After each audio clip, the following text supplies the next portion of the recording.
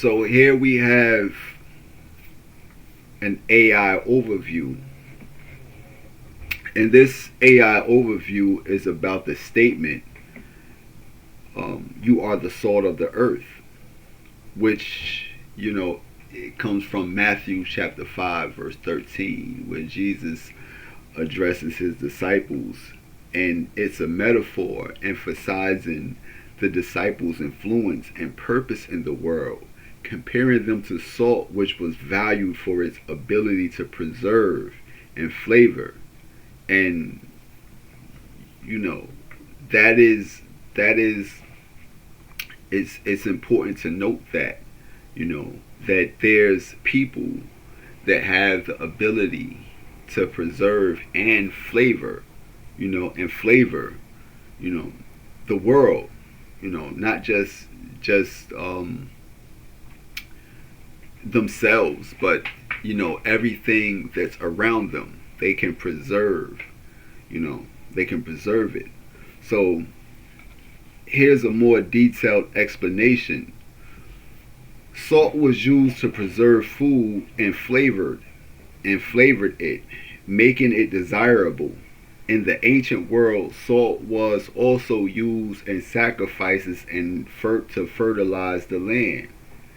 But Jesus' statement implies that his followers are meant to be like salt, preserving the world from decay and giving it flavor or purpose.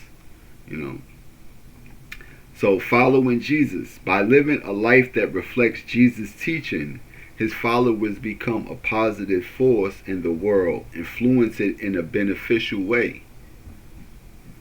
Losing saltiness. The verse also warns that if followers fail to live according to their faith and lose their influence, they become like tasteless salt, no longer useful. So that's what happens when salty flavor loses its taste. It doesn't become salt anymore. The overall message, you are the salt of the earth, is a call to be a positive, impactful force in the world, reflecting God's character and influence through their actions and words. So that's what salt is. That's what it means to be the salt of the earth, to impact it in a positive way and to give it flavor and to give it a certain taste that is required for it to be taste, to have a certain taste to it. And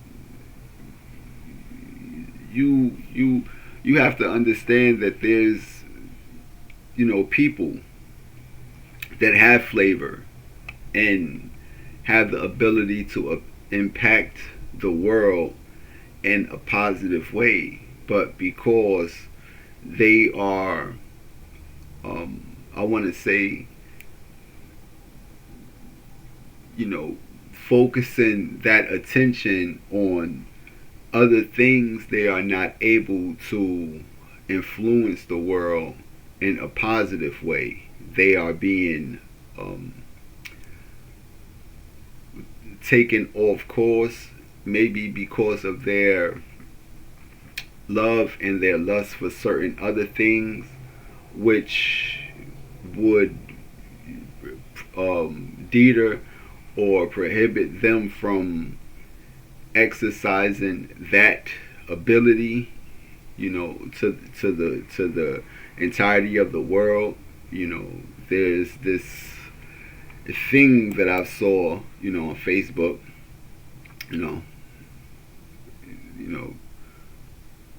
and that's what that statement had brought me back. It brought me back to that statement in Matthew chapter 5, and I've started to see that this is this has been an ongoing thing, especially with this particular people that have taste, and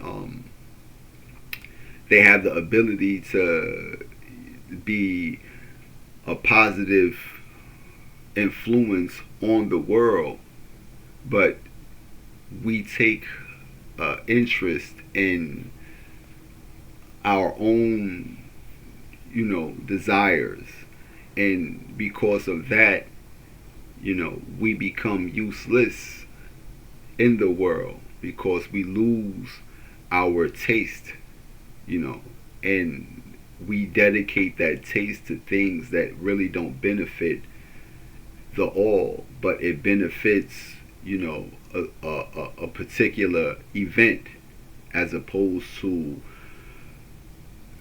a people and collectively, So, that's something that I've seen, and this is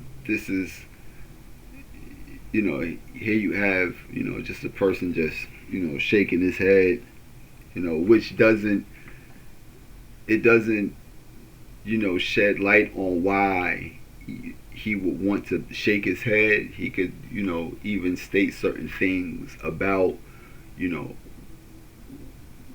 the purpose of him shaking his head, but people just see an opportunity to create content and put content out, and because of that, we're not able to receive the message of what certain things are, but this is, I believe, a 6-second video.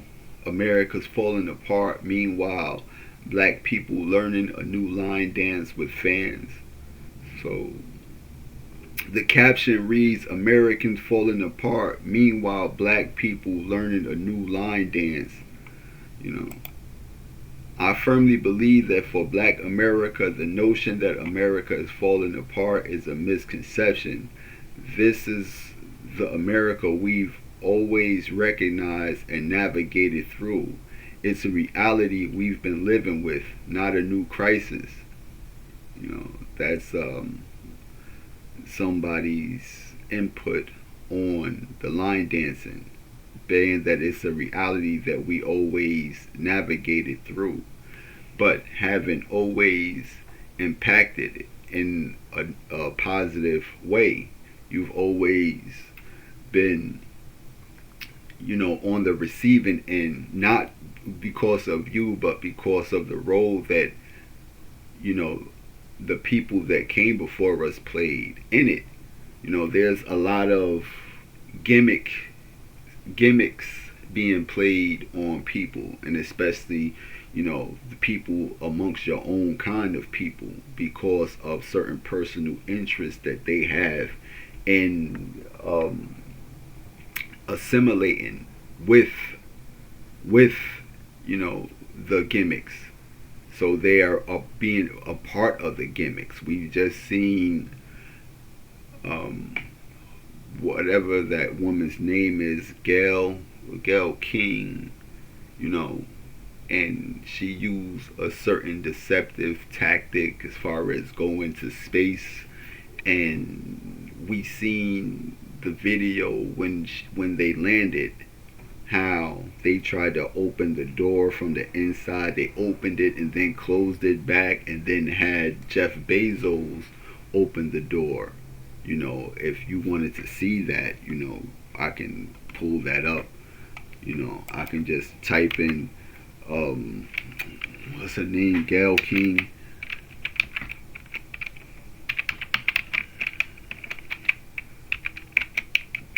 and just type maybe something like fake space, and it might show a video, might come up. It might, but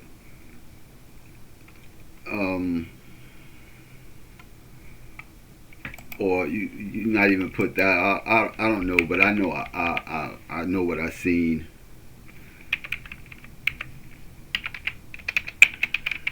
Because this is what these people, this is what they do. They like to play a lot of mind games with people Um, and just put, you know, that in there. You know, here we have Jeff Bezos open Blue Origin capsule with all female crew. They show him opening the capsule. You know, but now you have the false story where they open the door first, right? And then you'll have him come and open it now. You know, and people don't, believe that, but it's part of being deceptive as one of your own people. You wouldn't think that they would do that, but this has been going on for ages, ages, and it's a sick practice, to be deceptive like that, you know, and these are things that we have to turn away from because it creates, the necessity to be phony or not authentic and to be amongst a certain people. So that's what we've seen throughout, our history here. And we can't say that, we've navigated through certain things, but we're still confronted, confronted with a certain lifestyle here in America where, we talk about, certain privileges. You have white privilege, then you also would have the undiscussed black privilege, and they are those that take certain kickbacks and assume roles against the majority of the black people or amongst their people. Like me, I always state that you don't consider yourself black because you have a certain mindset that allows you to know that you have come from up out of those people, and that is a blessing. That is when you are actually saved. And what I do know is that I don't listen to any music. I don't listen to music, and if I do listen to music, it's on my own, at my own accord. It's not because a new song came out, and I believe that that has an impact on how and why I'm able to think differently, because the music keeps you in a certain maze. It keeps you in a maze of a certain cycle where you just, are repetitively or habitually, receptive to music and certain things that may produce or release a certain stimuli in your brain, and that may cater towards what you call the reptilian brain, and that is what has to be overcame. That is what has to be overcome, the reptilian brain, the reptilian mind. And because it's the most primal and primitive level of consciousness is the reptilian brain, and it's it is something that that is really not discussed amongst a people that has had problems with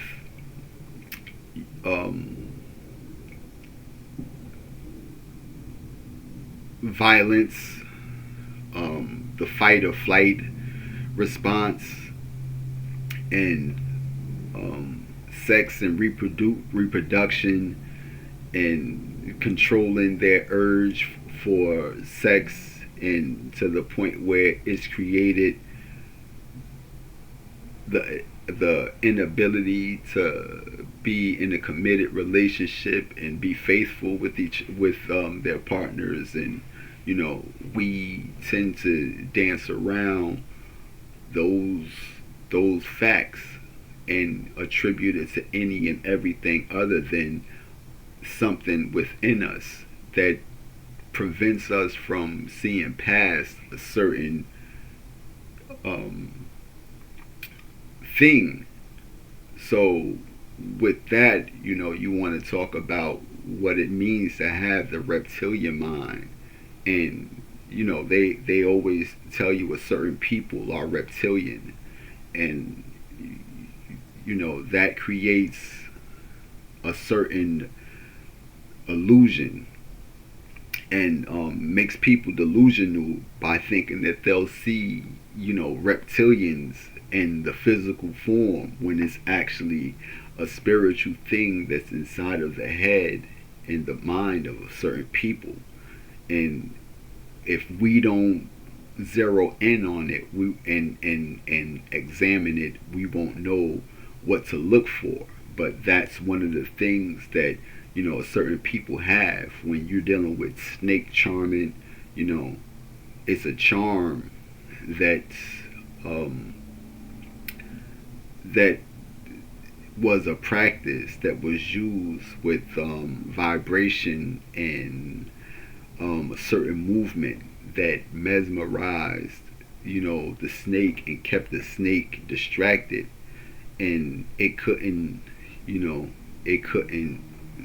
do anything other than pay attention to the vibration and the movement of the one that was creating the music. So that is a form of charming a person, or charming the snake. So we're dealing with snake charming. And to get back to the salt of the earth and what it means spiritually, because the people have to understand the role that they play in a world, and the reason why a world is the way that it actually is because they are failing to assume the role that they're supposed to play, that they've been given to play. And because they're not assuming that role is open, and because no one else is assuming that role, it's a vacant seat in that position. So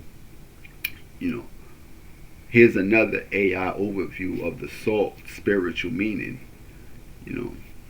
So salt is widely recognized in many spiritual and religious traditions as a symbol of purity, protection, and preservation. It is used in rituals and ceremonies to cleanse, ward off negativity, and enhance spiritual practices. In various cultures, salt is believed to possess energy cleansing properties and is used to create barriers against negative influences. So as salt, you are the representation of a barrier between any negative influence. So you can assume the role of one that purifies and cleanses anything that seems unclean, and that may have a negative impact. You will serve as a positive reinforcement against that. So specific spiritual meanings and uses: purity and cleansing. Salt is frequently associated with purification and cleansing, both physically and spiritually. It's used in rituals to wash away negativity and to promote a sense of spiritual renewal. So you'll have this as a way to renew things spiritually, where it's a cleaning agent, and it's a sense of renewal for the spirit. Protection and barrier. Salt is believed to create a protective barrier against negative energies, spirits, and psychic attacks. It's often used in rituals and ceremonies to fortify one's spiritual space and ward off harm. Salt's ability to preserve food and prevent spoilage has led to its symbolic association with preservation of life, relationships, and spiritual values. So here we have it in, salt's ability to preserve life, relationships, and spiritual values, where, you know, we just spoke about how, the reptilian mind is associated with sex and our most basic necessities and our survival instinct. And our survival instinct would have us um, dealing with the sin, greed, when it comes to, accumulating money and mating, which would further our ability to reproduce and cater towards our survival instincts. And with us, or with a people being the salt, they would understand how it's a necessity to safeguard not just life and to preserve life, but also relationships and spiritual values as well. You know, covenant and loyalty. In Jewish tradition, salt is seen as a symbol of covenant between God and Jewish people, representing the enduring and unbreakable nature of their relationship. Healing and well-being. In some traditions, salt is believed to have healing properties, both physically and emotionally. It's used in baths and other rituals to promote relaxation, reduce stress, and enhance well-being. Earth element. In Wicca, salt is symbolic of the earth element, representing groundedness, stability, and the connection to the natural world. Religious traditions. Christianity. Salt is used in rituals like the blessing of holy water and is seen as a symbol of purity and preservation. In Hinduism, salt, known as lavana, is an essential element in rituals and ceremonies, representing the eternal essence of life. In Judaism, salt is part of the covenant between God and the Jewish people and is used in rituals like the Kiddush for Shabbat.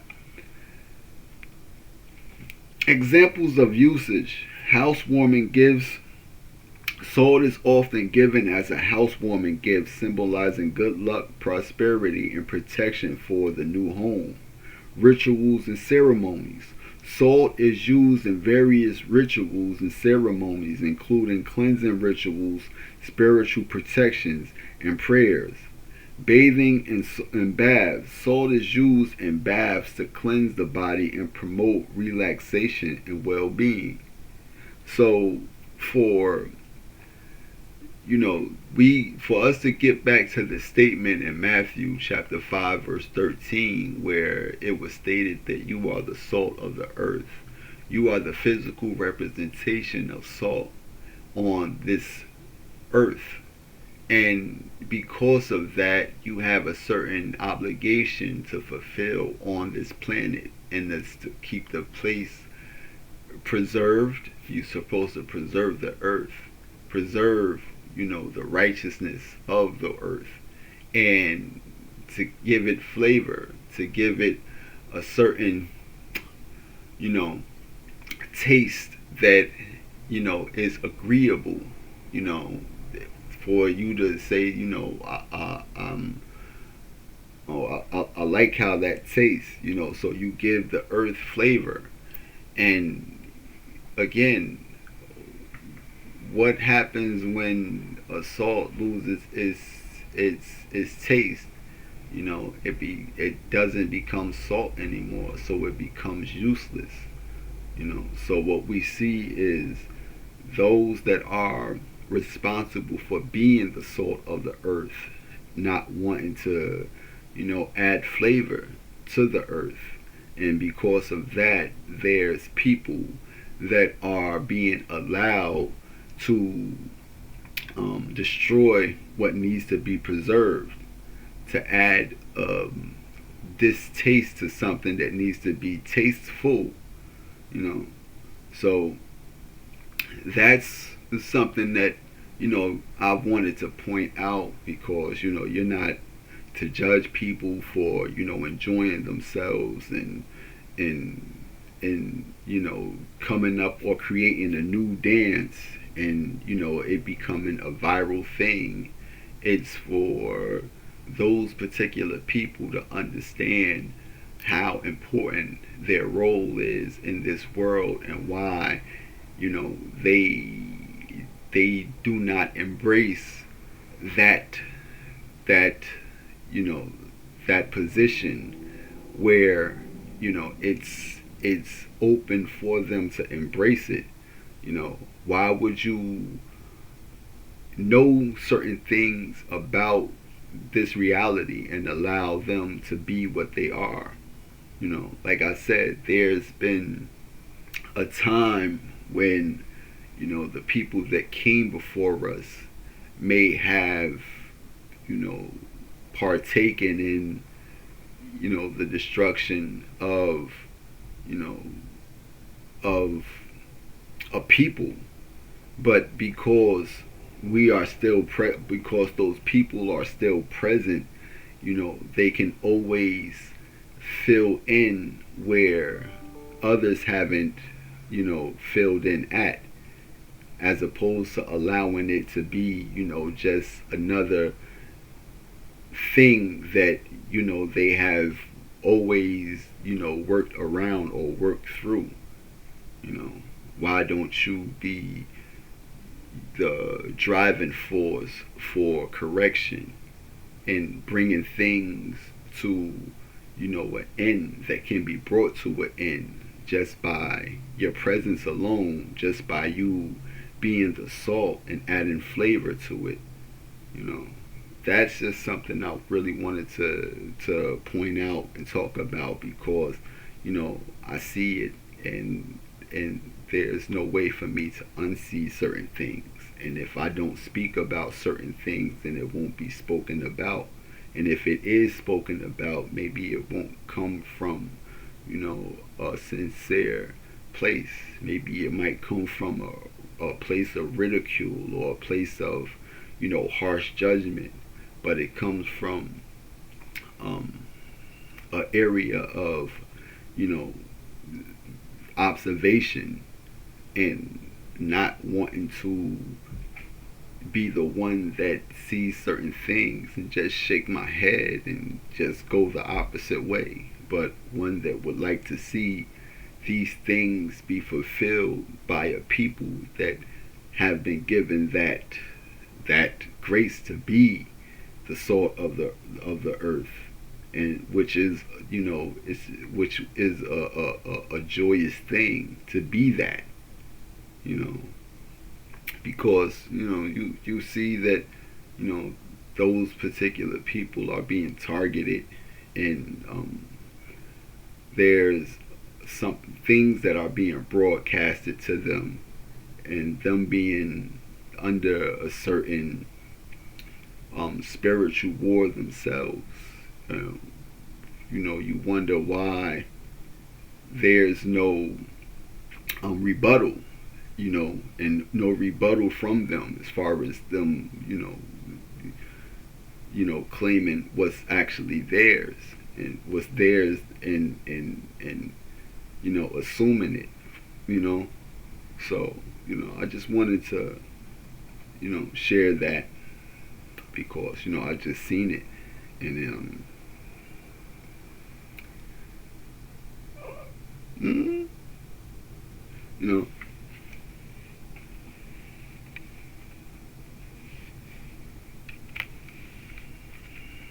so yeah, let me come on, dog, come on. Yeah, I just wanted to share that, because it needed to be shared. So